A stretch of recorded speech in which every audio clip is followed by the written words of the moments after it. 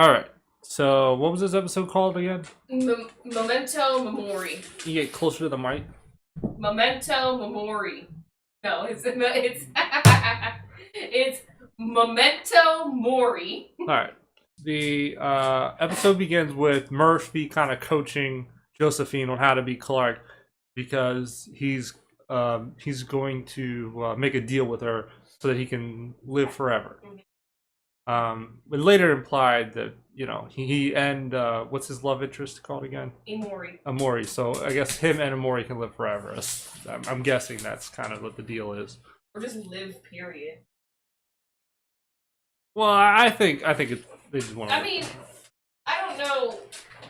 I don't really know if Murphy's goal is to actually be immortal or have immortality. Murphy's goal from season 1 was just simply to live. So, I don't know what his real end goal is, aside from just living in general. But I don't know if he wants to live forever. And I'm not sure that Amori's gonna appreciate that. Oh, she doesn't know. Yeah. She doesn't know about the deal. So, Netflix is yeah, okay, all right. No, Amori seems a little bit more traditional in the sense that she's kind of ready to die type of thing if she needs to. I mean, so she doesn't really care about living forever type of deal. Her and Murphy have turmoil because she fell in love with Murphy for his drive to live. He was willing to do anything to survive. And once they were living up in space, there was really nothing to do. You know what I mean? So I was like, I feel like if they don't have a struggle, and I'm pretty sure she says it in one of the episodes, if they don't have something to fight against, that they essentially, that she just won't see the Murphy that she felt. So I don't really understand why he's pursuing immortality for both him and Amori, but I'm almost certain that Amori. Well, what you just said, it kind of makes sense because, she said she fell in love with him for his drive to live, and has that drive to live forever. So, but there's no conflict if they are able to live forever. I mean, they could still be killed. I mean, it's not. They could be live forever, as long as nobody fucks with the system of immortality. Posts and shit like that. Yeah. Or someone could they could die somewhere where they're not recoverable. They could fall into a pool of lava or some shit. I don't think Amori wants to live forever. I think she just wants to live for the moment. Yeah. Okay. She's a grounder. She's not interested in anything other than enjoying life. So. All right. So he's coaching up Josephine Clark. All right, I'll just say Josephine. Well, yeah, just say Josephine. Lightborn. And he's coaching her up on how to be Clark so she can talk to Abby and pretty much just all the people, the whole crew. Just Clark's mom. Her goal is to convince Clark's mom to make other nightclubs. Yeah. So she got to win that one over. And that was her mission from the last episode. Or no, she came up with that, right? Came up with what? Josephine came up with the idea to get them to convince. I forget, they had a conflict. Her and her dad had a conflict last episode. Because she didn't want to keep being undercover, but then she found out that they could make Nightbloods. I don't remember whose idea it was to pursue Abby to make the Nightbloods. That was definitely Josephine. Yeah. But Josephine's father was not aware that that's what she was attempting to do. Okay, all right. I think Josephine's father, so it's similar to, like I said, with Mount Weather.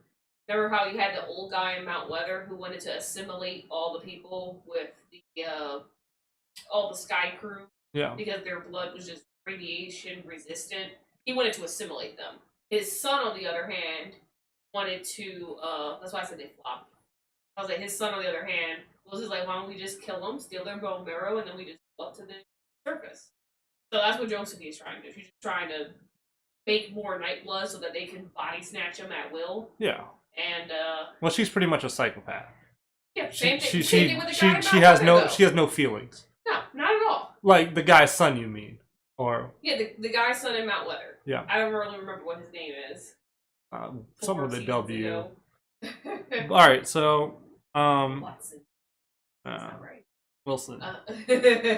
William. Okay. All right. Yeah. So all right. So then I think I mean, is there anything else you want to say about the discussion between Josephine and Murphy before we move on to Maddie's nightmares? No. Okay. Move on. All right. Nightmare. So the next scene is Maddie having a nightmare, or essentially she's talking to the council, right? Or she's talking to the what are they, forebearers, or what are they called? No. And None of that's happening. She's sitting up in the bed and she's talking to No, so she's having nightmares because Shade Hedda wants to is popping up in her memory. Just Shade Hedda right now. Then who's she talking to? She's sitting up in bed just talking. She's talking to the Flamekeeper Gaia. Gaia is Indra's son. No. Okay. So in the scene, so she's sitting up in bed, okay, and she's just like staring into space, and she's just speaking like gibberish as far as we can tell. And Clark comes in, and she's in a trance, and Guy says, "Don't wake her from her trance," because she's talking to the Flamekeepers or something like that. And Clark kind of like wakes her out of the trance, and she's like, "We don't know what the consequences of that is." She wasn't talking to Gaia.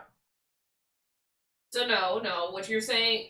So Maddie was specifically having nightmares about Shade Hedda. It was none of the other commanders but Shade Hedda, the Dark Commander. That was it. She's telling him to like go away and stuff like that, and Gaia is saying that we need to start the removal ritual because he's gonna start showing up everywhere.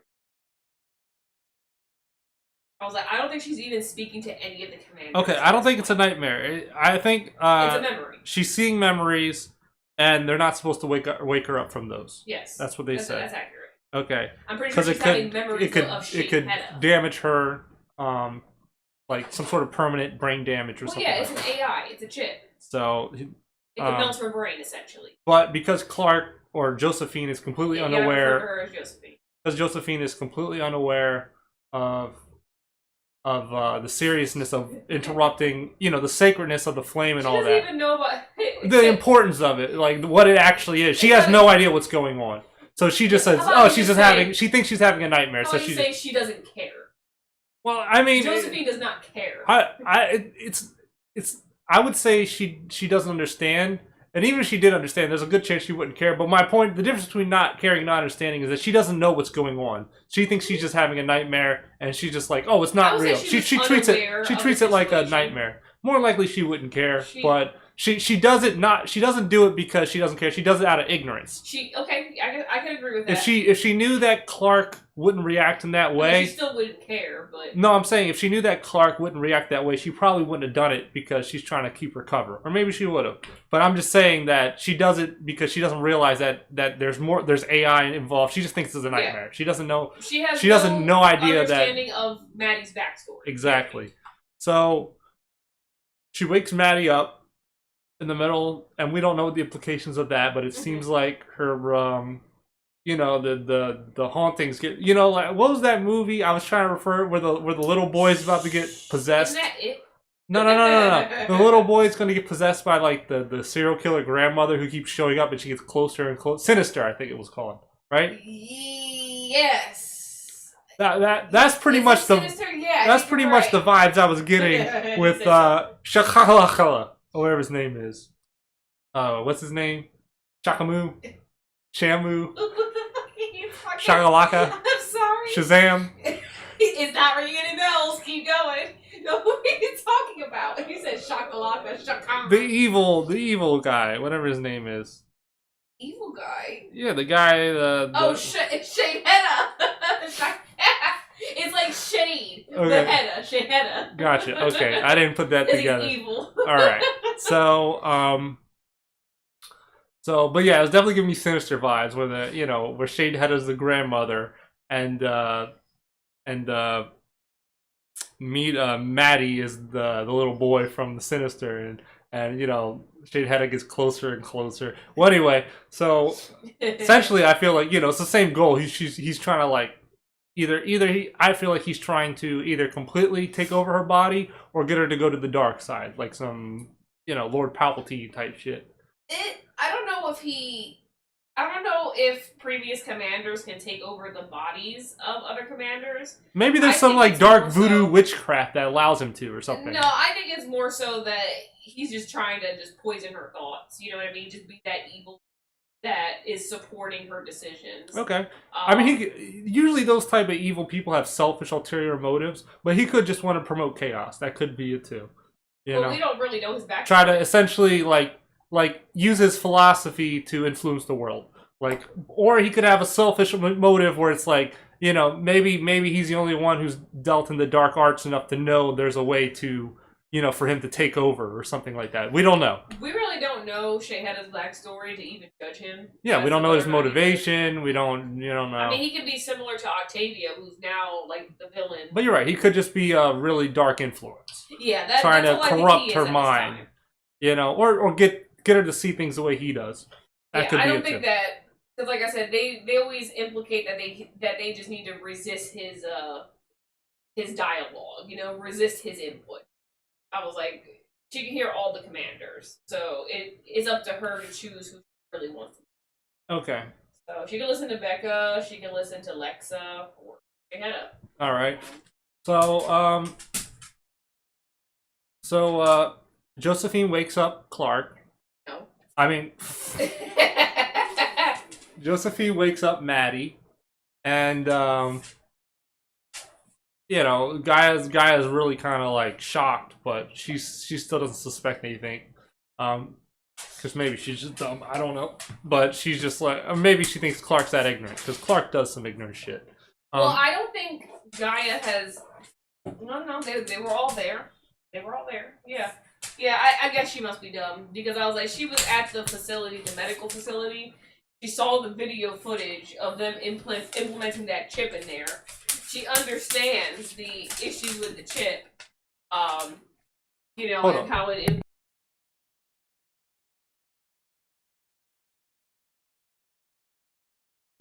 Yeah. She doesn't understand the.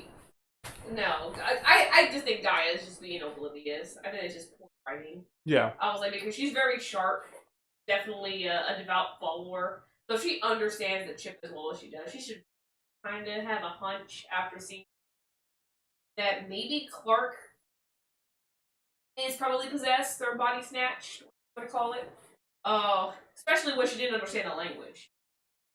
Twice. Yeah. 2 times. Yeah. She spoke to her in the language and of then, the tree crew. Well, her MO seems to be, Josephine's MO seems to be, whenever something happens that she doesn't know, she comes up with a really clever excuse to be interrupted. And it seems to be so relevant that people haven't picked up on it. But, that's kind of what happens. But, so Maddie wakes up, and, she seems okay, initially. And she says, Clark's like, "Are you all right?" And Maddie's just like, "Oh yeah, I'm just tired or whatever." And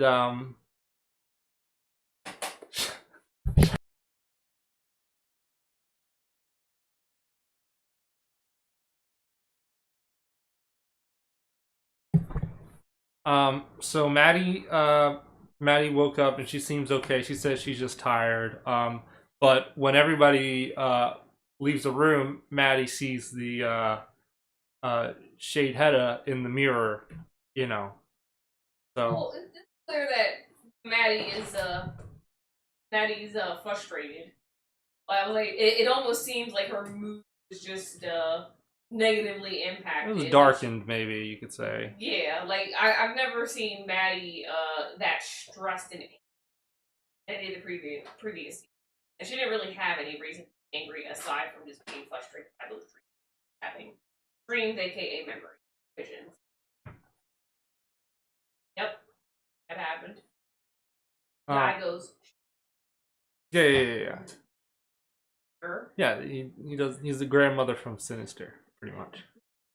So okay, so I mean that's pretty much it. Not really much else goes on there. We'll find out more, I'm sure. We'll come back to it later in the episode. Okay, so then next thing that happens is Josephine goes to try to convince her crew of friends because they have some sort of like meeting, some sort of like Sunday school type meeting where they all sit together at the table, and she's trying to convince them that after they find out that they're doing, essentially because they all saw the video last episode, they're trying to get together to kind of figure out a plan of how they go next. She tries to say, okay, we still need to just learn from them and mind our business. That's probably our best move. Which Clark is very selfish, so it's really hard to say. In my opinion, it's really hard to say like if that's something she would do or not. I mean, I think everybody at the table kind of picked up on the fuckery of Clark, aka Josephine. So it was Echo, Bellamy. No, Bellamy's missing. So it was Echo, it was Mori, it was Murphy, and Raven. Yeah. The 5 of them at the table. Oh, and Gaia. Gaia was there too. And yeah, you're right. They're just like, so what are we going to do? We need to get out of here. That's Raven. Like, it's time to go. I can deactivate the shield. We can, like, no. We got to learn how to live on this planet. Why don't we just stay here? And Raven's like, the fuck? Like, you're a target. Like, what are you talking about? You have Nightblood. It's time for us to go. And I think the thing that's more suspicious is that they know that Maddie's a target as well, and Clark would probably be the first one to be like, "We got to get Maddie out of here," Yeah. we gotta get out of here because they might target Maddie. Because essentially, she betrayed all of her friends to save Maddie. She did all this stuff, but she's just like, "Well, Maddie'll be all right. They're not going to find out." Echo is already alarmed because Bellamy's not at the table. And she said, "Oh, he went on a foraging mission." And she said, "Without me?" Like Echo and Bellamy go hand in hand. That and Clark just says, "Oh, Bellamy agrees with me," without any support. Like, why also send him alone? Like if you don't trust the people, you already seen the video. Why did he go by himself? I was like, he's not that. I mean, he's a good fighter in general, but I was like, he's not no fucking badass. Like, he's not Echo, fucking a spy. He's pretty bad. He's been under. Yeah. Remember, he was undercover all through Mount Weather, like, and he was just fucking people up from the inside. He's like a spy. He's pretty much a spy. I think he's lacking some. There's other people I would take with. I wouldn't just send Bellamy. If I'm gonna send somebody out there on their own, I'm gonna send somebody strong. Well, my point is, Josephine uses the fact that Bellamy's missing to say that he agrees with her. Yes. And then says that, oh, he's on a foraging party. But I mean, we saw last episode that Clark was like, Bellamy, you're so important to me. Yeah. Like, you're the second most important thing to me. Yeah. Or whatever. Yeah. I was like, why send him out if he's second most, after Maddie? And it was weird that he wouldn't mention it to her. Oh, yeah, and why wouldn't he tell anybody before he left, like, oh, if I'm Well, I guess he told Clark, so Josephine, air quotes, Clark. Yeah, so Echo's alarmed. Gaia's already alarmed. Raven's like, what the fuck? Raven and Clark. Raven already doesn't like Clark, so I don't think she's really paying attention too much to whatever Clark does. She already has a very negative opinion on her, so anything she does at this point, I feel like Raven's not really. I think Raven has always had a negative opinion on Clark. Okay. So I don't think that's very much so changed. It's just that Raven has lost a lot due to Clark's decisions, and it doesn't. I think, Clark selling them out to be tortured and killed. I think that was. And not even that, the fact that she gave him a pilot which had the missiles, which pretty much ensured the death of hundreds, thousands of people, or I guess hundreds of people. Yeah, hundreds. So that for me, like when I started that, and when Clark, I couldn't believe the guy like figures out that. I see the approach that they're trying to go for, where it's like motherly love. I'd do anything for my daughter. I'm just like, but this is kind of crazy. Come on, would you genocide a whole? When she shot the guy who's like about to shoot them, and then he realized that Maddie was had inherited the flame, and then he just surrenders and he kneels, and Clark just shoots him in the head and then leaves. I'm like, that's so cold blooded. Tie him up, or do something. She just didn't even give it a second thought. Yeah. He knows. He'll tell the others. Like, come I also on. think like maybe That the show was, is like. and they just skipped over that like it was nothing. I I was also like, think that the show's earlier seasons were maybe like under budgeted or just had really bad writers because we really didn't see any of the development between Maddie and Clark. Actually, Clark at that point. I seen them once in the woods. Then it fast forwards to where she's 12, and they're just doing shit together. well, it's I was like, assumed that she trained over the time skip. It is assumed, but because I don't see any of those real interactions that make it heartfelt, I was like, I don't have any type of like mama instinct, gotta protect Maddie. You know, Maddie's still very new in that season. I still haven't developed any feeling as a character in general. So I was like, it's kind of weird that Clark is just like, Maddie is everything. Even though I get 6 years is a long time, but you know, if she's worth genocide, I think that's a little high end. All right, so Echo goes to look for Bellamy after he's informed by Josephine, or you know, fake Clark, that Clark, he goes. That's not gonna fly with me. I will not call her Clark. How about Jark? Josephine? You can just even say it like more if that's easier for you. No, because there's like a bunch of different Lightborns. Yeah, but I'll refer to All the right, main so Echo goes look for Bellamy because you know Jark told him that no. no. I'm using it. You can't stop me. Jark. That's even worse. I'll take Flark over Jark. Jark's more fun to say. It sounds gross. So Echo goes looking for Bellamy. Yeah. After, you know who, she who must not be named. After she informs him that you know he's at the foraging party because she doesn't believe him, and she wants to essentially check up on her.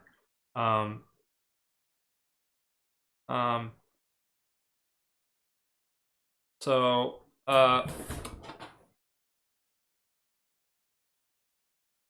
I'll help you out. So she goes off, and Josephine Lightborn is still talking to Murphy, and she's like, "Ooh, Echo's gonna be a problem. I'm gonna send Jade." well, to follow her." well, yeah, she does say that, but she also Murphy also asked her what happened to Bellamy. Yeah. But yeah, she does say she does get Jade to go follow Echo because she thinks that she's going to be a problem. Yep. So they're gone. And pretty sure doesn't she say like I'll take it to go see Bellamy. That's when this whole issue starts because they just keep talking about the bargain for Murphy and Josephine. She's like, you know, if you get me through this and I get Abby on our side, you know, I'll give you these chips for immortality, and if you can get Bellamy to just go along with the plan, we'll be good. You'll get your chips. You've earned your keep. So that's when Murphy puts on the cuffs and goes sell with Bellamy. Bellamy's captain castle. Yeah, and she pretty much gives Murphy an ultimatum that if she doesn't convince Bellamy to go with what she wants or the plan or whatever, that she'll execute Bellamy. Yep. By one day because she says that it will take Echo a day to find Bellamy, which it seems like it happens faster than that. Well, not even just to not just to find Bellamy, but to also return back. Yeah. So I was like, it's a two-way trip. So it's gonna take him at least a day to go out there forage and come. Yeah. So yeah, like I'll kill Bellamy if he'll join our cause. Right. So Murphy goes to talk to Bellamy, pretends to be a prisoner. Pretends, yep, that's the exact word for it. Yeah, he pretends to be a prisoner. I mean, he was selling it to me at first. I was buying what he was selling. Yeah. He was pretending to be on Bellamy's side, like, yeah, you know, what's gonna happen. We should really consider taking their and didn't even say what the deal was. Once he explained what the deal was, Bellamy's like, nah, we can't take that deal. Like that's not a fair deal. Oh, well, I came to convince you to. Which seems a little out of his character to be like, you know, like, oh, we can you know. I mean, he's all in for this immortality. Yeah, but the reason he gives them is like, oh, because we can save everyone. I also think Murphy's tired of fighting. Maybe. I still think he's being a double agent. I still think that he's playing the other side, but maybe, I mean, they're going a little deep into it, so maybe not. You think, like, in the season finale, Murphy's just gonna come through and, like, save the day because he was a double agent? Yeah.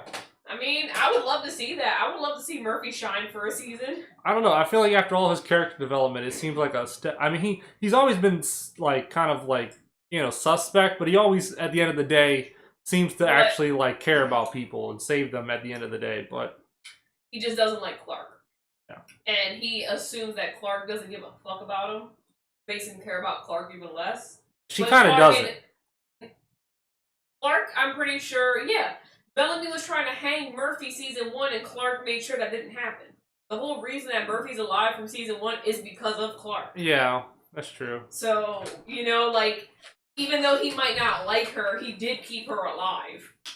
Or she kept him alive. So, and then also, during that time, Murphy brings up, you know, like, what would Monty think type of deal, you know, because this is, I mean, they kind of, I mean, we haven't talked about Monty for a while, and then Bellamy kind of gets mad, like, he's like, oh, he would be ashamed of you. Well, I mean, it's kind of true, you only gotta sacrifice one person, you gotta sacrifice Clark's well, you don't even have to sacrifice her, she's already gone. Yeah, so I'm just, yeah, well, that's Murphy's assumption, or that's what they're at least telling Who do you think Monty would actually side with? Monty would probably side with Bellamy, I think. What is Bellamy? Bellamy kind of had this dark line where he's just like, "We need to kill them all," and I'm just like, does he mean like all the Lightborns, or does he mean like just the whole village? Like, Monty was, let's say, like a pacifist. No, I'm saying Bellamy said that. What did Bellamy mean by we need to kill them all? Oh, I think that yeah. So I think that Bellamy is trying to develop that same mentality as Octavia. So what I think they're trying to do is flip Octavia's role with Bellamy's role in the sense that, you know, you do anything for your people. I think that's where it's getting to. And he's saying that if we don't have Clark, then we're not saving our people. We have to save everybody in our people. And if that means killing everybody else, you know, then that's what we'll do. That's Octavia's viewpoint that Bellamy is starting to pick up on. Well, it almost like he said it in rage, like in reaction to him explaining what happened to Clark and just being okay with it. Murphy explaining that meme. And then Bellamy just goes like, you know, like, I forget what Murphy says, but Bellamy's like reaction was like, we need to kill them all. And I'm just like, I was like, I hope he's not talking about genociding the whole village. I hope he's just talking about killing just the primes, the people in command. Yeah, which would ally him with the Sons of Gabriel. Yes, you know, because that's kind of their goal too. I don't think them killing the primes though is going to change the followers. No, they're brainwashed. That's what I'm saying. I was like, even it's going to be a civil war. It's going to be a civil war. I'm sure there's some sympathizers. If you even eliminate the head, I'm pretty sure there's going to be like some cult of it. But there's definitely some people who don't want to sacrifice their family members. I'm sure there's a lot of, but you know. So well, what I was going to say though is that remember this is over the course of just a couple days. Bellamy's already in a lot of turmoil because he just watched Monty and Harper, the people that he spent 6 years of his life in space with, waiting for Earth to repopulate, die on video. That's a good point. And the girl that he left behind, Clark, on the Earth when flying up into space, was still alive, and he regrets leaving her behind because they couldn't get her on the ship in time. Yeah. Now she's gone, so he's kind of like, I've lost my family. Didn't they say she called him every day or something like that? And she called him every single day for 6 years, and he made no attempts to reach out to her because he assumed she was dead. Yeah. He left her behind, and he assumed she was dead, therefore he didn't even attempt to reach out. Didn't even think she existed on the Earth at that point. So, yeah, Clark means a lot to him. And he's just kind of like, we don't sacrifice family. Monty would want to keep all of us alive, even at the cost of everybody else. But the whole point that he was trying to push in that video is that we just need to stop killing. We just need to survive somewhere on our own, develop completely separate of everybody else, and be at peace. That's what Monty wants. Yeah. Whether they're assimilated or whatever, he just wants peace. But not at the cost of his friends. So that's where you have Bellamy's viewpoint, where it's just like it's not, it's not worth it. We go to war, and then you have Murphy. And he was always like, kind of an there's no point. out of the box thinker in the sense where, like, if you give him 2 solutions, he'll come up with a 3rd solution. Kind of. Yeah. You know what I'm saying? Mm-hmm. Kind of like with the whole, like, we either starve or we go to war, and he's just like, or we could, an algae farm. Yeah, something else. I could sustain us. So yeah, and that's something that nobody considered was an option, So he was always out of the box type. He was like, we don't have to go to war. I can make this area survivable. We could just stay. Same thing, like when they were all put to cryo. He's, it's either like, oh, we either die in space or we go back to Earth, and he's just like, or we find a new planet. No. Monty did not. Monty did not have that as an option. What he said is that once he saw the Earth wasn't coming back, he spent 30 years of his life trying to crack the Aegis 3 file, and the Aegis 3 file happened to unveil that there were other planets. Yeah. He wasn't going for that. He was trying to find a way to just. Still, he was able to pick a path where everybody lived except for him. And he didn't even die a horrible death. He died a pretty decent death compared to a lot of people. That's why Murphy's point of view right now, I was like, it just makes the most sense. If Clark is already gone, and she's dead and done for, then this deal, you know what I mean? This deal, we might as well take it. But I think Bellamy's right to be suspicious that they need Nightbloods to maintain this, and they're already, like, trying to... Well... You know what I mean? Like, they're a target. Out of this, they get to build their own compound, so they can just leave and disappear. The fact that they already just killed Clark. The compound is. The fact that they just killed Clark. Yeah, like, they're a threat. Yeah, they're a threat. They're gonna keep. They're gonna keep. Can't trust them. They're gonna go for Mita next, he hasn't even thought of this, I'm sure, but he knows they're desperate. 1, because they killed Clark immediately, and 2, because he hasn't thought about this, but they're gonna find a way to make more Nightbloods, and that's their goal. But he doesn't know that. But he knows they're desperate, and he knows that they're targets. So he's like us or them type of mentality. That's when Josephine's dad comes in. He's just trying to explain. He's like, I had the opportunity to save my daughter, and I wanted to take it. Yeah. I was like, our people are dying. He can't keep his family alive. Essentially, his family is the chip, and the chip needs Nightblood. That I can't keep my family alive unless I have a Nightblood to take Josephine. Yeah. So he went ahead and just took that opportunity. I mean, no fault of his. They don't really go into why it has to be a Nightblood right. either, do they?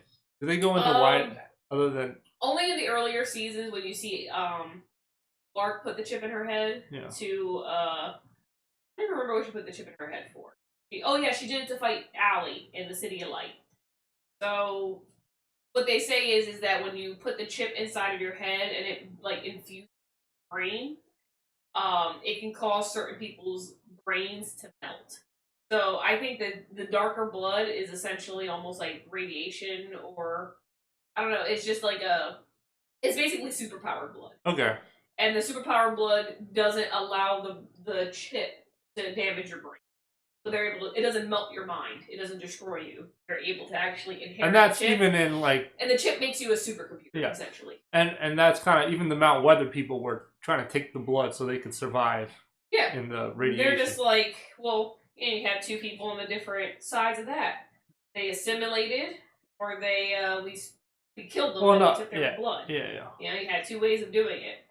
So that's basically Josephine and her dad. It's I just think it's funny how the Mount Weather people really wanted the people from the ship's blood because it allowed them to permanently or a lot longer stay out. Yeah, permanently. Whereas the Nightblood was only a temporary fix for them, or right? No, those are grounders. Oh, grounders. Okay, but grounders' blood still has some radiation. Yeah. Proof in it, which allowed them to at least be alive. Yeah. Just alive. Yeah.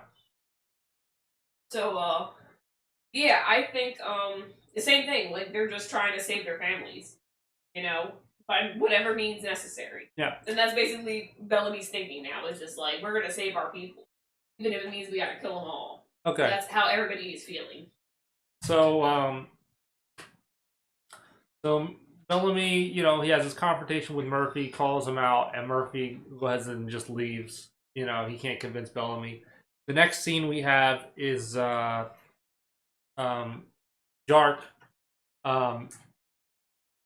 approaches Abby. Hold on.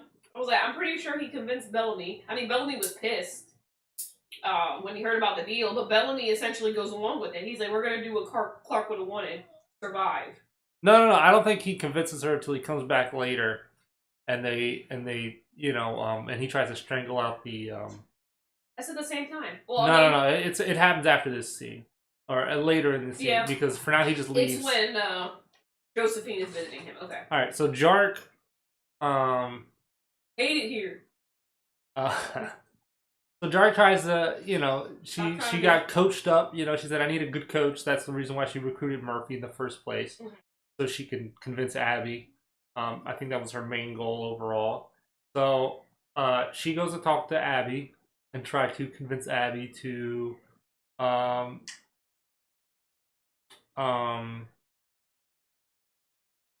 Abby to do?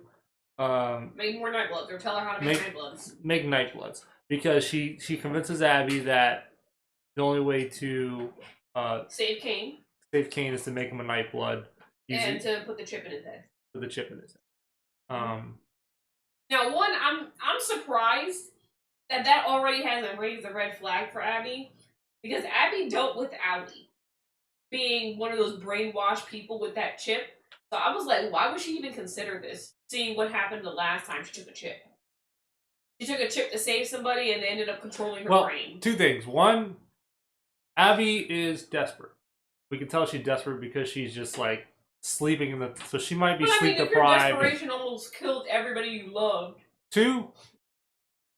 Yes, that's drug. I think this is a compliment to how well Murphy understands people's psychoanalysis, because he told her the exact right things to say to Abby to get her to, like, all the, she brought up all the points, like, and almost like and it's credit to her to be able to pull that off at the right time. She's she is a psychopath essentially, and by psychopath I mean she just doesn't have any empathy. She has no real like emotion towards people, as that we've seen so far.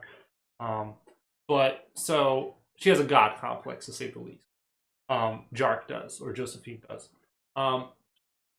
So she uses all those like tricks that Murphy gave her to convince Abby. She's like, "Oh well, Kane's gonna die, and we had you had to do what you had to do, eat people to survive." And she brings up all the things that she knows.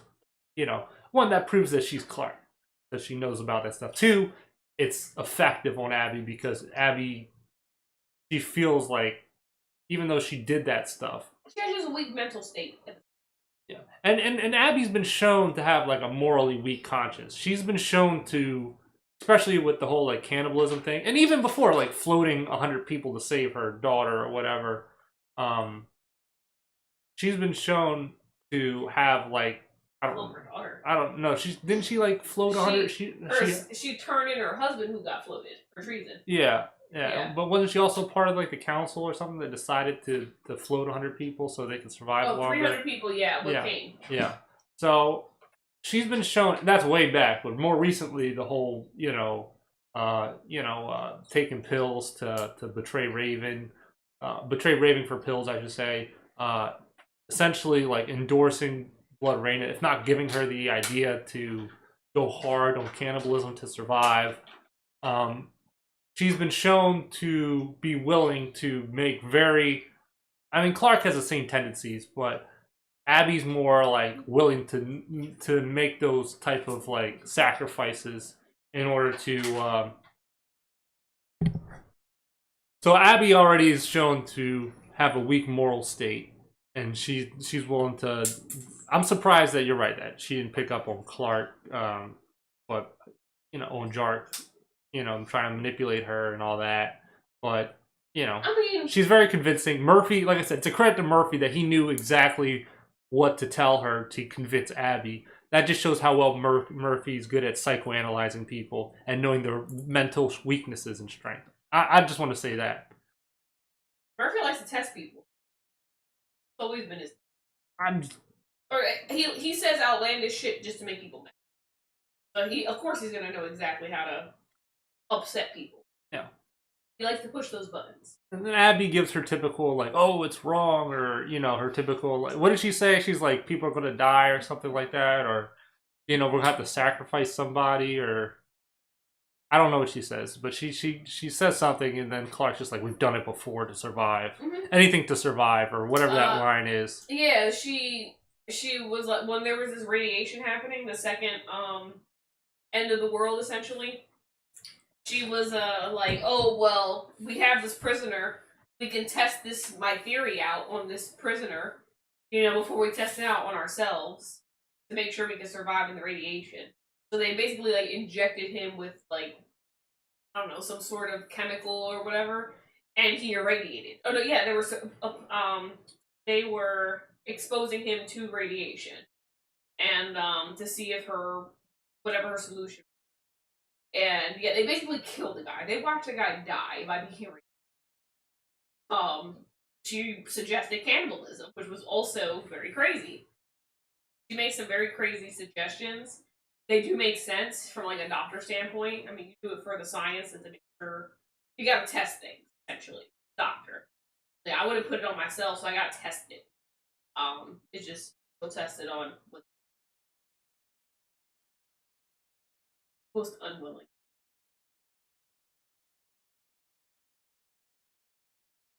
Yeah. I have to come back. I thought I thought something. What happened? All right, but at the end of the day, she convinces Abby that Abby's so desperate to save Kane. She's like, okay, let's do it. She's down. At least she says she does. She flip flops all the time. So maybe the next episode she changes her mind. So next scene we get is Raven and Riker. Surprised you remember these things. I was going to say the bike mechanic. One of the primes. I don't know. His name just stuck out to me, Riker. Yeah, he doesn't necessarily agree with all the brainwashing and assimilation, but he does it anyway. Yeah, and it's funny because they kind of had some romance initially, and it's kind of gone now that she knows that he's like a 200-year-old, like reincarnated, Mm-hmm. So she's not happy about they have a little spat about like she's just like, oh, like how many times you've been resurrected and you're okay with it, and then he tries to pretend like he has empathy, where he's just like, oh, I remember every body I've ever taken, and pretends to have empathy. Yep. he's just like, look at this picture I drew, and I celebrate his death. You just watch it happen, but you don't stop it. Yeah. He's like he has a picture of one of the peoples that he one of the picture. I don't know. It's a picture of something about one of the bodies he's taken. Yeah. The mom or something. Or I think that's his original body. Okay. That is. And then, he also had some sort of like memorabilia from one of them on his arm or his wrist or something. But anyway, unless you have something more to say about that, she just goes, is this going to be your last body? And then she leaves. And I honestly think, like I said, I think Riker. Are you going to stop the cycle? He's like more willing to kind of. I feel like he's considering it, and the fact that they dropped that line in there kind of makes you wonder, like, is that the path he's going to take, where he's just like, this needs to end. It definitely is. But there goes that relationship out the window. So when me and you were predicting, oh, he's going to be Raven's next boyfriend to die, as they all have, Yep, he's gonna die. So that's probably going to happen soon. But so Raven leaves to, I guess, pilot the ship to take Abby back to the mothership. Yep, for all her medical equipment. For her, so she can make some. That doesn't make any sense. I was about to say, because she has all her. They have a high tech lab. But Kane's up there. He is still right. Yeah. Pyro. So next scene we see is Josie preparing to wipe the mind drives. No, Kane's not on the ship. Kane is on the main ship in space. Yeah. So they just flew. Yeah. Yeah, they Raven flew. Yep, Abby up there. Well, she's getting ready to fly. They haven't left yet. Yeah. Because. Well, maybe she has. I don't remember. It's not very clear, but she's gonna fly up there. At some point in the episode, they do fly back to where Kane is, so that I guess she's more focused on making him a Nightblood than she is. I don't remember when they made Clark a Nightblood. Did they have to kill somebody to do that? No, somebody died, And or somebody was killed, and they were the commander. So, but they do need somebody dead. They're gonna have to kill somebody. Abby's gonna have to kill somebody to I don't make think so. Kane a Nightblood. Do you have to die to give a transfusion? I mean, if they're talking, is it a complete transfusion? Like, is she taking all the blood, or are they I, swapping blood? I'm not a doctor. Well, I don't know. From what I understood is that they were just pumping the blood in there until they got the chip out, and that was that. They just kind of stopped the transfusion. I don't think she took all of her blood, but I do think that she took quite a bit of it. It had to be most of it, because how else would Clark completely be a Nightblood? You know what I mean? Well, I didn't see that part. So. I don't know. It may be like her blood was like 50-50 mixed, you know, and eventually it turned 51-49, and then over time,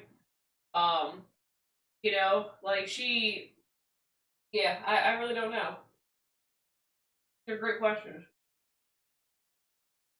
So, Josie needs to, or Jark needs to wipe three of the primes. She needs to wipe them out. So you know they're like hooked up to some sort of like the database only holds up Jurassic Park type like incubator, and they're just like there's a like computer with data, 3 computer screens, I guess 1 for each person. You know, just kind of give us a visual understanding of what's going on. Oh. And they just need she just needs to press some button, and it'll clear out those 3 little chips. They can use those. They can use those to upload new consciousnesses to those conscious. Yeah, so the 2 for conscious.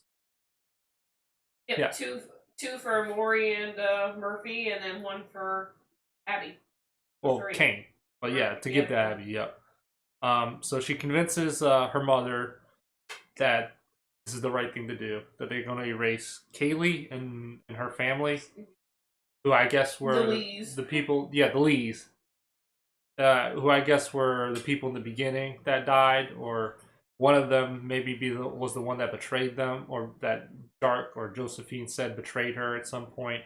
So she seems more than happy to do it. And again, she's kind of a psychopath, so she doesn't feel any emotion about it. She just wants to ensure that her and her family, or maybe just her, survives. We don't really know. She seemed to be willing to sacrifice her dad at some point. The episode. But anyway, so her mom, agrees, and they wipe the drives and does the whole "thank you for your sacrifice" thing. Yep. We don't really know much about Josephine and her mom, and about the Lees. Comment about that, but I mean, I'm assuming the Lees are the family of the lady that. I mean, again, the only one who says they're traitors is Josephine, because she said she saw them running away when she was falling or something. I don't remember really.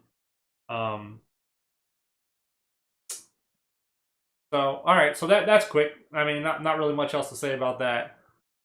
So we go back to Maddie, who trashes her room, breaks the mirror because she's trying to, because she keeps seeing Shahida, or Shidahida. She keeps seeing him in the mirror or whatever. So Gaia sees this, and she's like, well, the only way to stop this is to perform the separation ritual. Which I don't really understand what that is. I don't think it's taking the chip out. I think it's something else. But she says, Maddie, you need to, meditate or something like that, and go into some sort of dream space, so she can summon the other commanders. She gets there, and the other commanders aren't there. She's like, oh, where are the commanders? And it's just Shidahida. He says some like gobbledygook, some like, some Lord Sidious type, They're holding you back. Yeah. I had a master who did. Have I ever told you the story of Dark Plagueis the Wise? He was my crutch. Yeah. So I killed him. Yeah. Essentially. So yeah. So he's saying that everyone's lying to her and that They're holding you back. Kill her.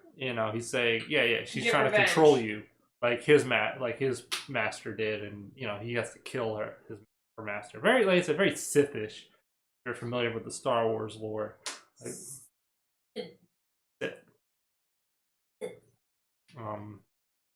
So Maddie wakes up and she's like chained to the bed, which kind of like feeds into her paranoia a little bit. Oh yeah, definitely. Even though Gaia's kind of being controlled. Handcuff on arm. Yeah. Or so, and we can imagine Clark would be having none of it. If she was actually there, she would just be like fight this or some generic Clark thing. Some support. Yeah, she wouldn't be as like religious about it. She'd be more like emotional, which might be what Maddie needs. Anything else to say about that? No, not really. No.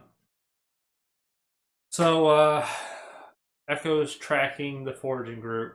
She finally catches up, and she finds the tree man, the guy getting eaten by trees. Because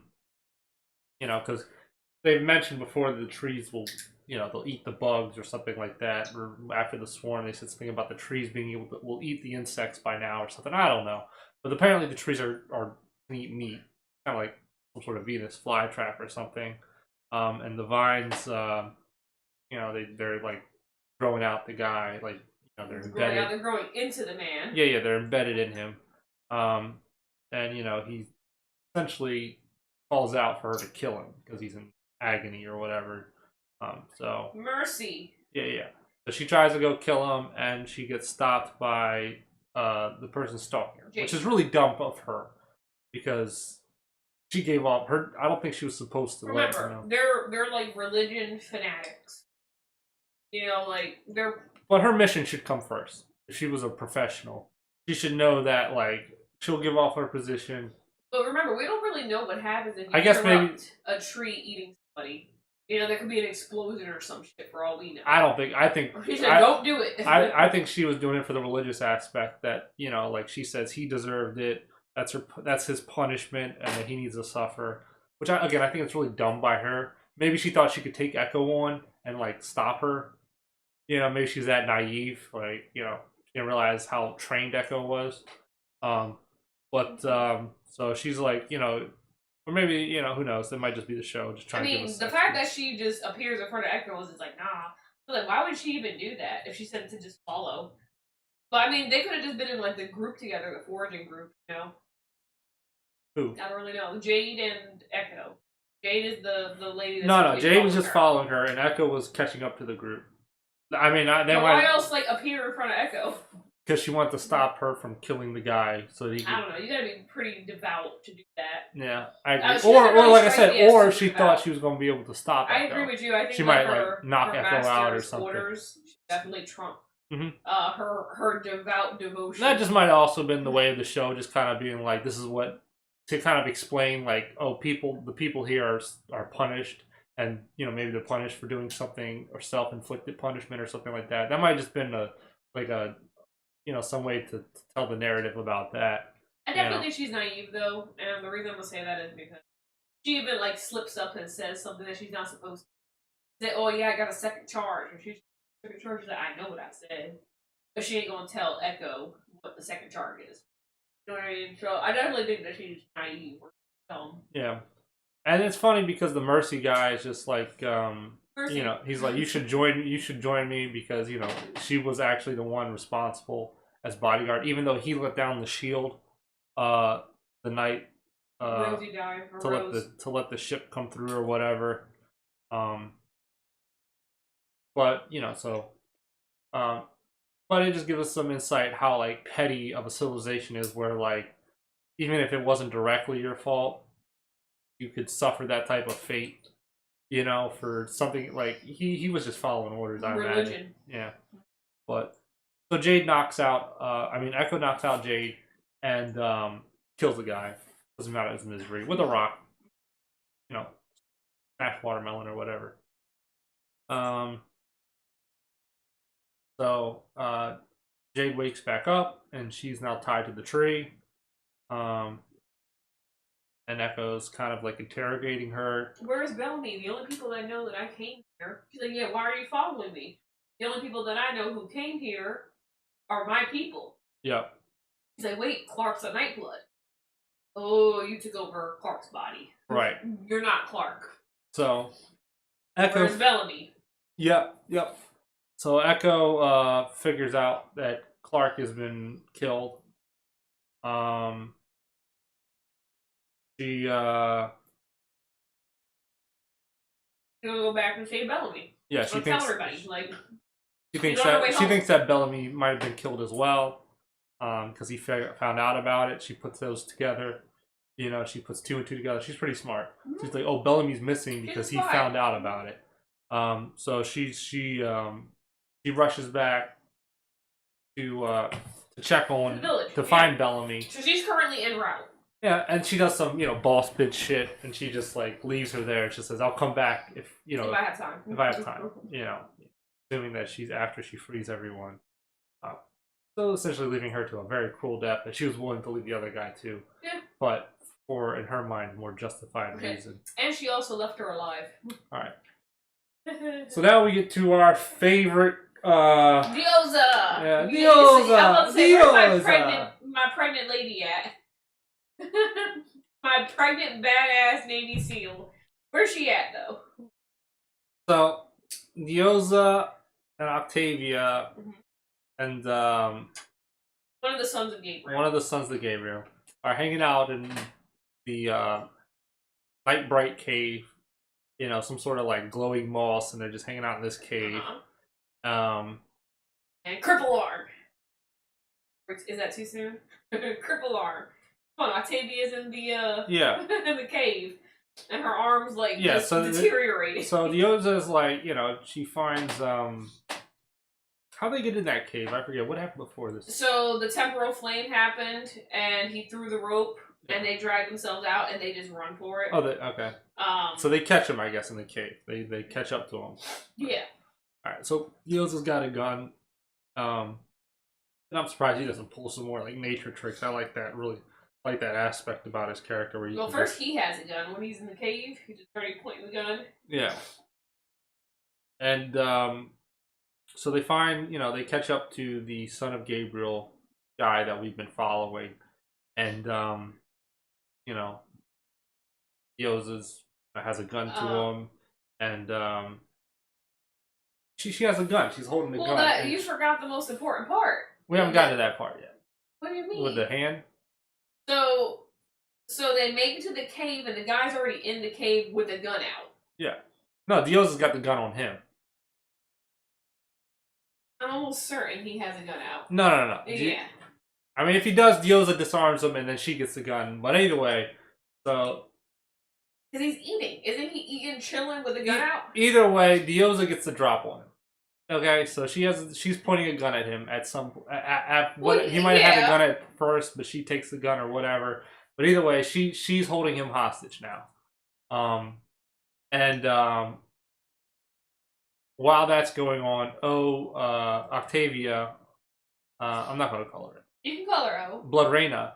You can call her Blood Reina too. She falls over and grasps her, like, deformed, aging hand.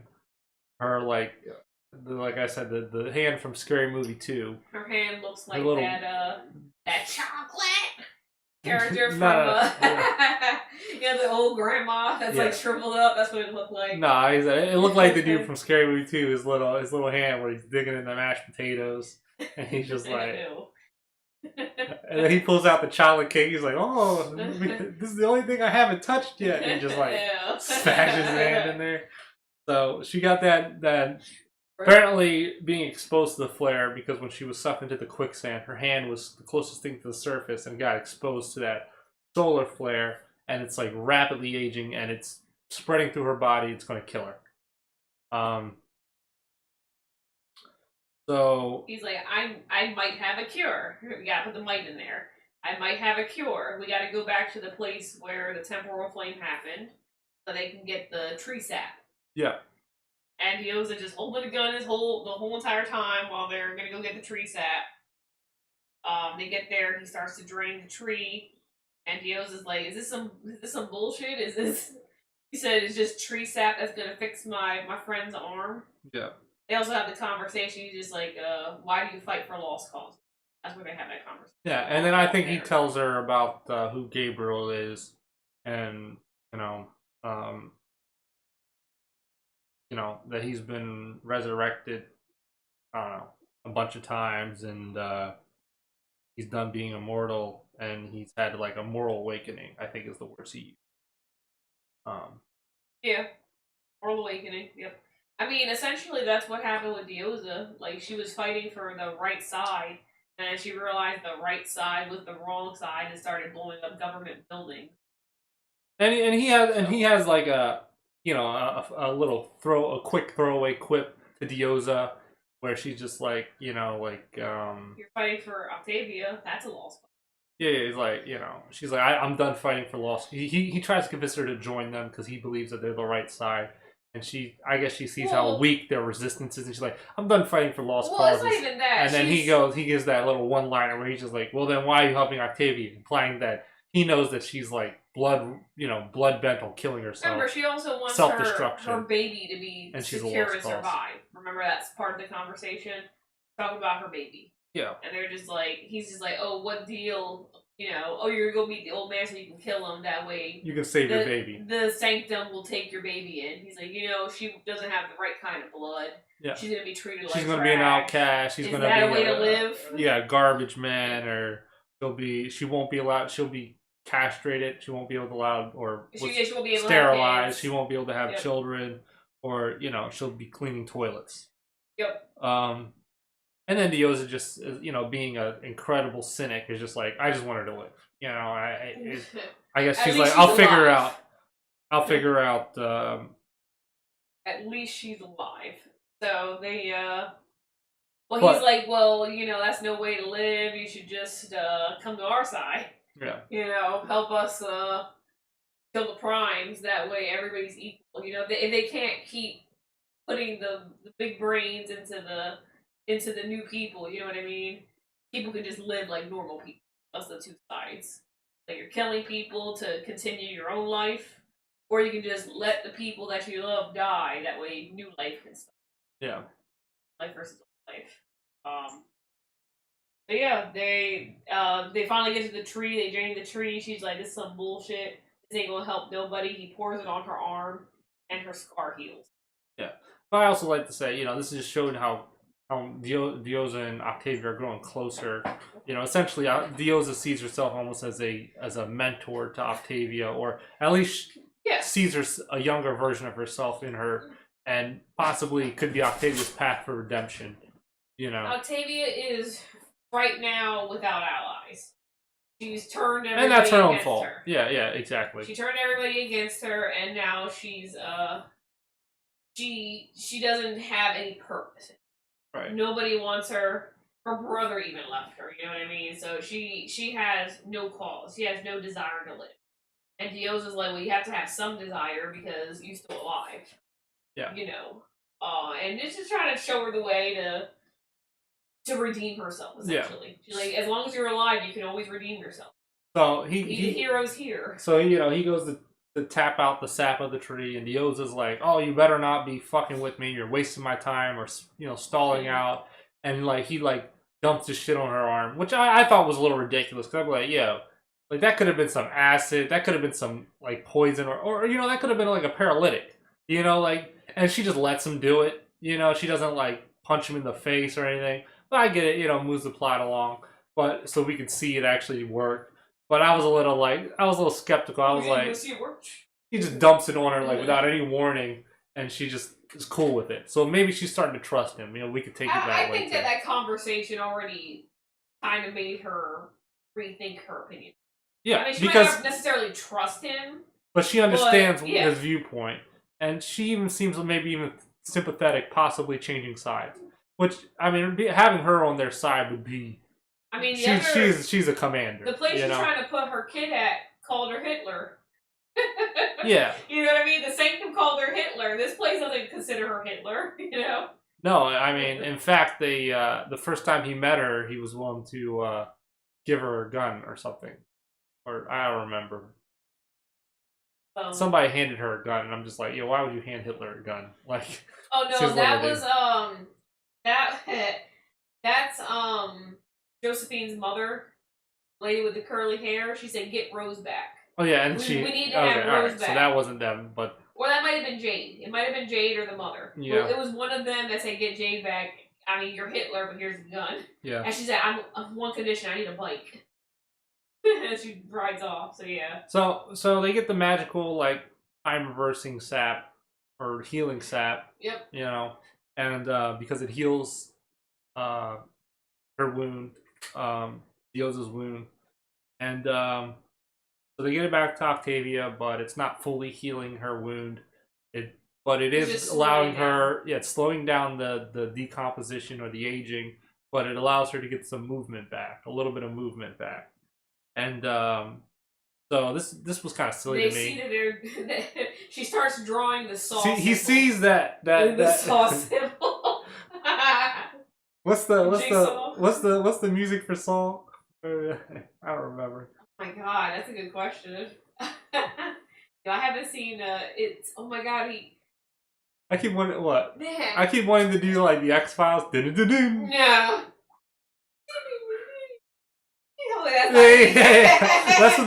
That's what they should have played while she was drawing it.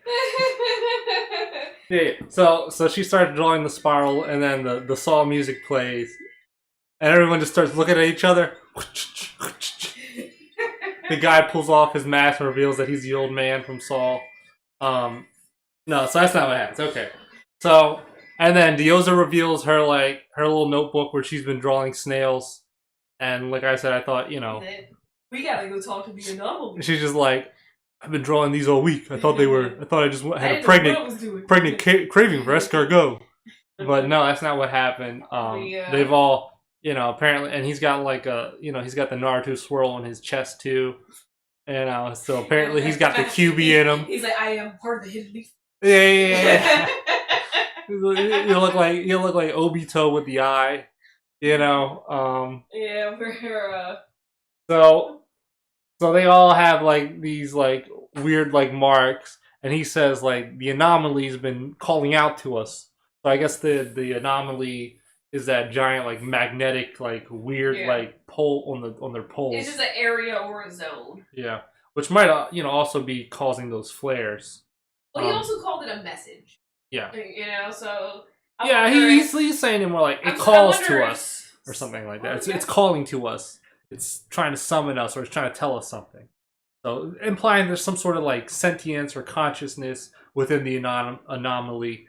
I don't know if I. Well, I mean, just the way he speaks, he's just like it's calling to us, or it's trying to tell us something. Like what else? We'll find out. I mean, only something with a conscious could be able to do that. It's an anomaly. I don't know. Or maybe some sort of AI or something. But so he says, the temporal flares are sending, her a message. Yep. So they all, I don't really know. That just seemed weird that he noticed her hand was doing. I thought she just had like some sort of like geriatric type of like arthritis, but he noticed the. I'm just saying, I didn't really. I thought it was weird that he noticed that, but maybe he's just like super aware or hypersensitive to that type of stuff because, I don't know how that works. So this is the scene. So we get to the scene where, Jark, and you don't gotta look at me every time I say it. It's not even that. It's like you almost forgot your phony name for her. I'm just like, come on. You're gonna stick to the because I keep wanting to say I keep wanting to say Josephine, but then I'm just like, I keep wanting to say Clark, and then I remember it's not Clark, so then I was like, it's Josephine, but then I just go to my nickname. That's my process of thinking as a okay. Jark. But Like, come on, man. so You can do it. so Jark Goes to see Bella. goes to kill Bellamy. She you know she comes in there. She's got the Assassin's Creed Oh yeah, shank. she has the knife in her hand. Yeah. Yeah, she you know pulls out the hidden blade. Yeah. And she's you know we're guessing, which you know we don't know even know how that would go. Like I think Bellamy's already on his guard around her, but you know maybe she's able to get a quick stab in her too. You know maybe she goes for the jugular. We don't know how combat effective Josephine is. Yeah. So, she could be like a skilled assassin. I don't think she is. I don't think she would have put a scratch on Bellamy. I think maybe he would have blocked it, unless she got like super close to him. But I don't know why he'd let her get He super also close to has him. his hands shackled. You know, He's got one hand shackled. He doesn't even have his leg shackled. So, which is dumb. They probably should have him fully chained up. I don't know why they just have one hand restraint. They use those hand restraints for everything apparently. Fucking guys using it on you know. Yeah. They're just everyone's using them. Like the production's trying to get their money's worth on those hand restraints. That we can skip past the hand restraints. I guess maybe I don't know if Murphy knew that was her plan or she told him ahead of time, but she told him that he was gonna die. He busts in with her dad, said, Russell Prime. So and he told Russell, you know, her plan to kill Bellamy or something, or at least he tells her what Jark's been doing. Murphy informs him enough, and and essentially he scolds Jark. Well, remember, he's also very religious in the sense that he likes to people willingly, and if people aren't going willingly, you know, that just it goes against his belief. And Jark clearly points out the hypocriticism because he did it for his daughter. Yep. But he's kind of like Clark, where he like feels bad about it. Yeah. So I guess it's better. Probably more like Abby. Yeah. So oh, that'd be terrible if those two become love interest. Who? Josephine's dad and Abby. I'm pretty sure Kane's in it. Kane got like 10 minutes left.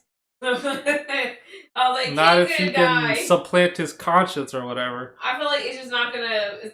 There's not enough time. They're gonna tell her, oh, it takes 24 hours to download the brain. She'll be like, but he only got 10 minutes.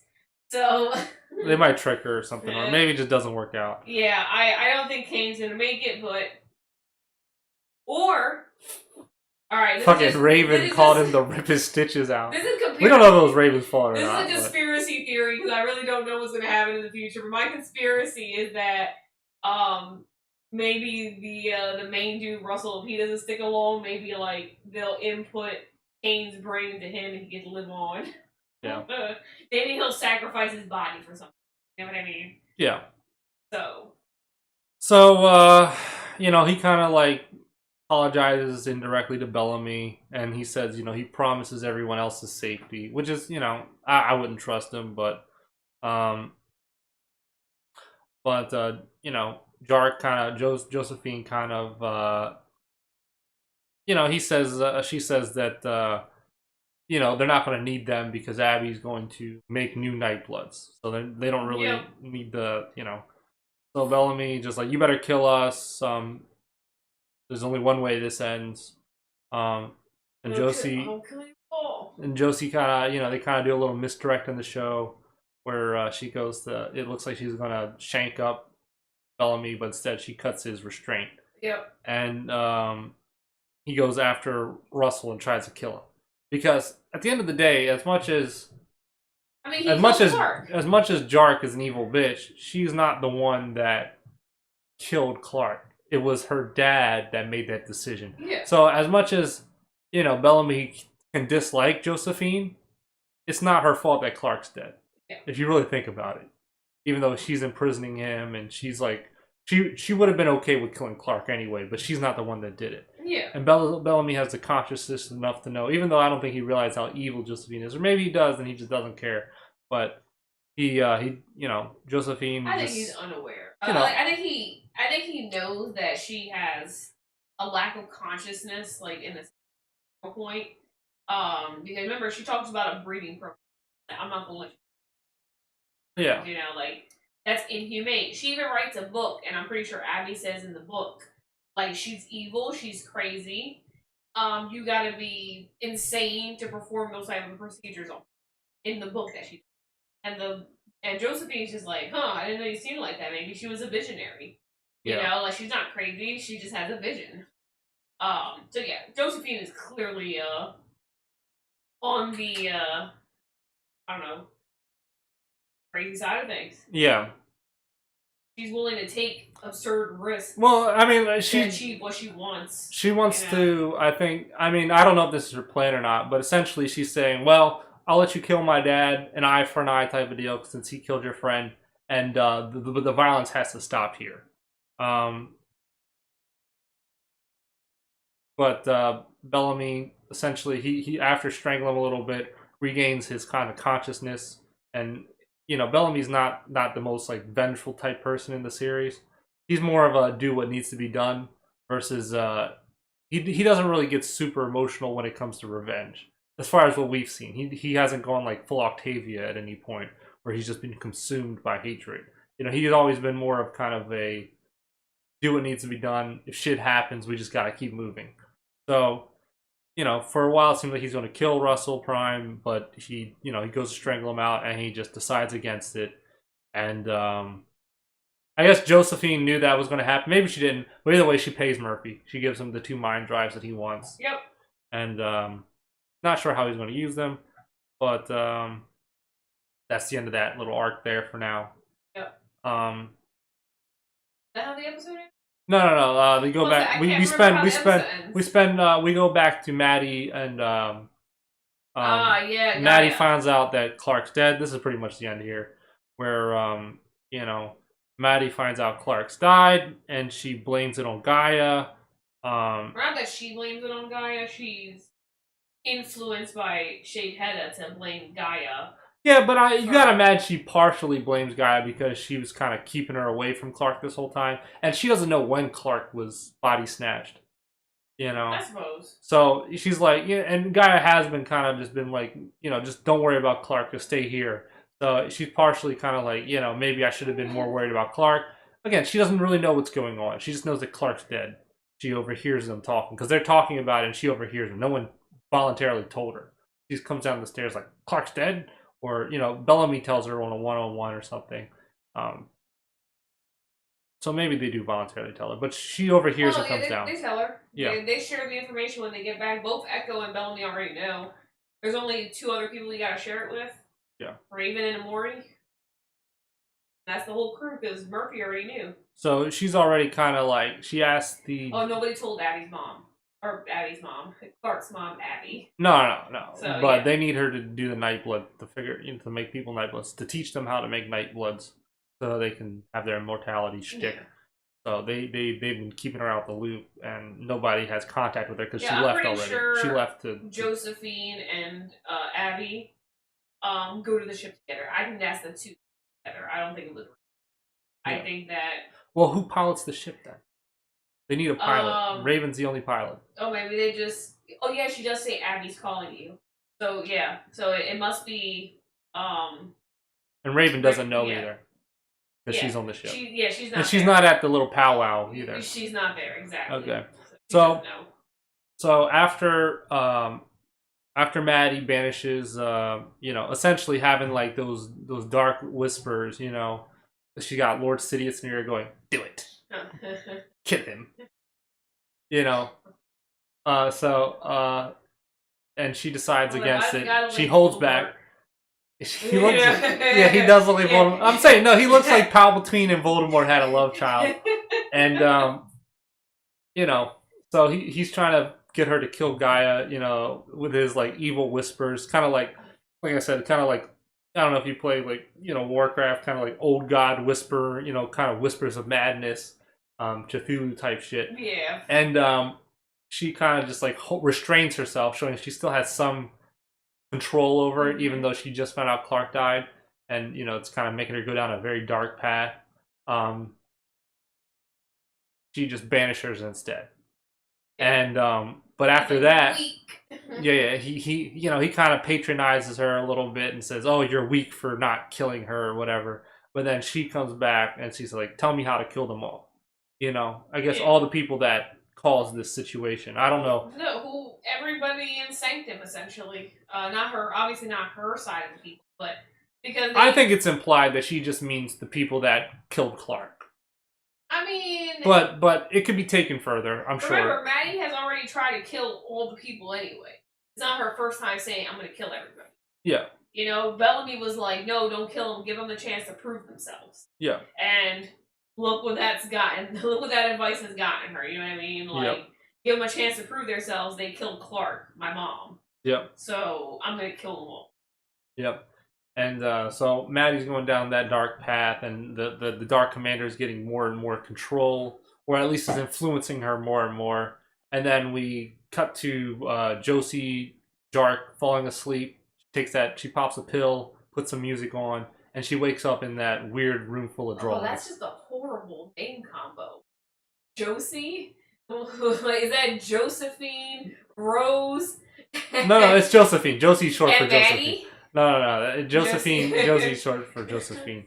I think they say that once or twice. But she puts some music on. She pops some sort of sleeping pill. Okay, that's how it ends. Yeah, and she and then I think that's Clark. Yes. Clark consciousness wakes up in a room full of her drawings. She has no idea what's going on. She's like, "What's going on?"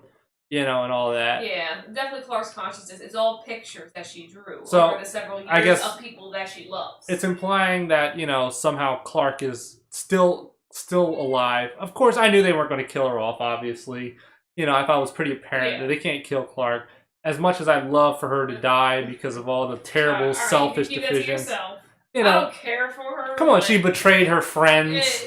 Over, she had it coming. Yeah. She had it coming. Once she betrayed her friends, just to not even save Maddie, just to hide that secret, because she wasn't even saving Maddie's life for sure. She was just essentially preventing her from being exposed to potential danger. Yeah. Because they might not agree with her, or she knows for a fact Blood Reina was going to kill her when she was revealed. Yeah. So she didn't even betray her friends for a good reason. Just she did it because So, and then, so I'm happy. And then, like I said, she shot that one guy in the head that was unarmed and surrendering to her. I'll never forgive her for that. Okay. But didn't you have some just to wrap it up? Didn't you have some comparison with Kane and we were talking earlier? You were comparing Kane and somebody else, Russell, I think. Kane and Octavia. Oh yeah. So what were you saying about how those two are similar or something like that? I was essentially saying that, in season 1, Kane yeeted 300 people off his ship because they were running out of oxygen. So they're just like, oh, if we don't yeet 300 people off the ship, the rest of us won't survive. Octavia had the same exact situation. If we don't eat the people that are dying because we don't have food, we will die. We'll starve if we don't eat them. So she chooses to give people the option to either become a cannibal or die.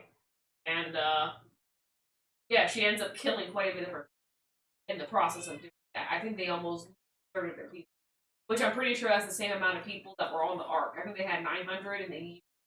Yeah. So they both killed a third of their people to ensure their survival. It's just Octavia, at this point in time, doesn't feel bad about it. And she's like, well, the rest of us survived, we're fine. Kane, on the other hand, actually feels bad about it and regrets it every single day. Because if he didn't eat those people off the ship, he would have found out that the Earth was survivable, and he could have just brought people down to Earth instead. Yeah. But he actually killed them before they even made it. Yeah. So, yeah. So some character connections, maybe some future predictions there, Yep. Like what might happen with Octavia or Kane or... I mean, she at some point has to, or is going to realize that she's going to understand that question that Bellamy asked her. And... which is why he abandoned her. Yeah, that's exactly why he abandoned her, because she said, we didn't lose anybody after she killed 3 people. Yeah. And it's not essentially the losing our people, it's the fact that she's killing people Yeah, I mean, there's no need. And from to a kill tactical standpoint, she's on a self-destruction quest, and she doesn't care who she brings down with her, Oh, yeah. which is dangerous to the group. Very much so. Very, very much so. Which was kind of like alluded to when she was like, she was smashing her hand into the wall. I'm pretty sure she's the reason why Rosie died, or Rose died. Yeah. Rose, the little girl that got shot. No, she's not. She was chasing the guy, and I'm pretty sure. No, he wasn't trying to shoot her. He was trying to kill the vessel because he's a fanatic. Didn't Octavia get in the way? No, he was just. I kind of vaguely remember Octavia was trying way of the shot, so she wasn't able to kill. Diosa wasn't able to kill the guy before he shot. Oh, maybe, the girl maybe, because yeah. Octavia was in the way. Yeah, because she was trying to kill him with her bare hands or something. She was trying to get killed. Yeah. She was mad because Diosa killed. But I would argue that she couldn't know Diosa had the shot, or maybe she wasn't thinking about it. No, she had to know. But yeah, that's a good point, though. Diosa killed everybody around her. Yeah. Aside from the one guy who was trying to run. Yeah. And she obviously knew Diosa had a gun. Yeah. Could have just let the guy run. There was really no need to kill him. Well, there's a lot of things that kind of like imply that she's self-destructive. Mm-hmm. When she was, smashing her hand against the wall for no reason when they were fighting. When she was like purposely trying to pick fights with people so they could beat her up, and she was enjoying kind of like the retribution that she deserved. I mean, she wants to go down. Essentially, she wants to go down with a fight or whatever. But that's pretty much her arc. And that's pretty much unless you have anything else to add, that's pretty much episode 6 of season 6. I hope it's episode 6. Whatever. I think it might be 5. I don't know. I'm pretty sure it's 6 of 6 when I looked it up. Okay. I think that's what it was. Alright, well, that's pretty much the episode, and we'll have to just find out what happens on the next one. But a lot to discuss on this episode. Oh, no, that was it. It was episode 6. Yep. Right. MEMEnto Mori. Yeah, I kept fucking that title up. Yeah. Memento Memorial. MEMEnto Mori. MEMEnto Mori. Yeah. Next episode will be Nevermind. Yep. Alright, so that's about it. And 13 episodes in this season. We're about halfway through. Pretty decent episode. No, I mean, not bad. Alright. The bag! There it is. Fucking bag! Stop crinkling the bag. I'm hungry. Hey, it shows up on the mic. I'm just trying to